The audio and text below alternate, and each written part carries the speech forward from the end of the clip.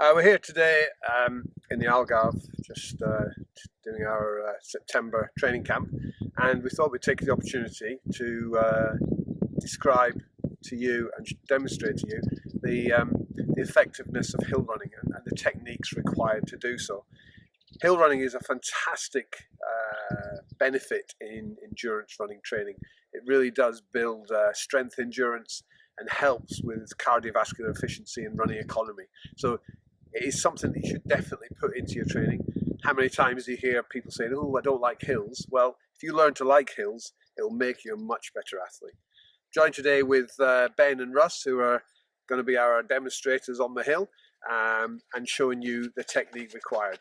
Initially, one would start with hills just as gentle undulations in your training so that you actually get used to them, especially if you're a beginner. And those hills would be done at a kind of steady effort, so not too intense, but definitely getting used to the discomfort level of running up and down hills. You don't want to pick a hill that's too steep. Ideally, this one could be a little steeper, but this sort of gradient, if you're on the hill for some time, does gradually layer on, and you can start to feel the fatigue levels. Once you've got used to just gentle undulations on the hill training, then you could put in something more structured, like some hilly loops that you do at a slightly raised intensity, going to the level of threshold, where it's controlled discomfort. It's a 4 or 5 word answer to a question. You know that you're working quite hard, but again, it's not to the extent of feeling like you suddenly have to stop, or that you're really breathing really heavily. You will feel some muscular fatigue, especially in the quads, a little bit in the hamstrings, and general tiredness, and you will know that you're working.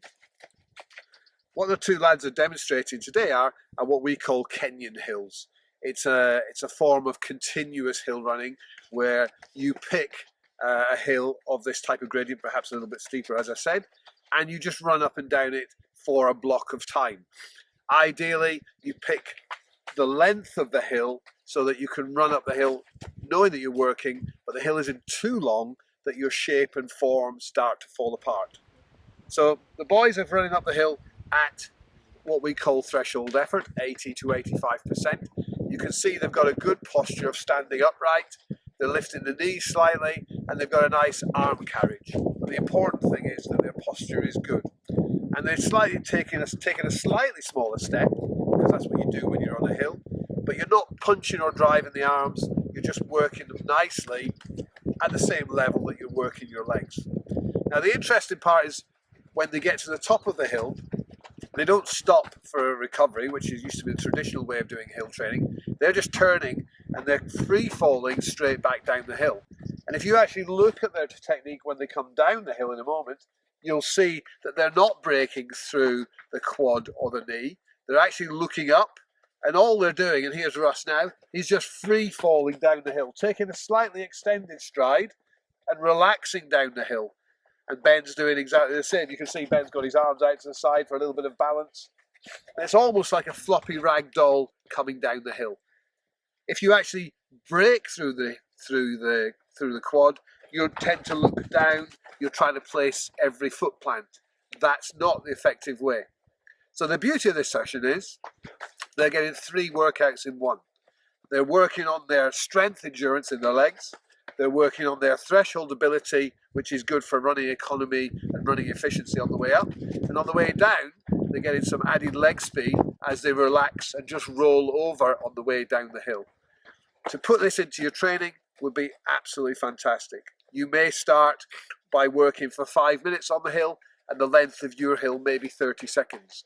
You may then progress further and further till you're doing 15 minutes on the hill, where the length of your hill is 90 seconds, 2 minutes. You really just have to play with the progressions, and you'll find this on our plans, our training plans, that we do this and we include hills for a block of time. And then we switch to other types of training. But the block of time that you do hill work will give you fantastic conditioning, fantastic leg strength, and make hills your friend when you come to a race situation, and make it more manageable when you get towards the end of a marathon, because you have that added leg strength. And I hope that's made hills a little clearer and how to introduce them to your training plan.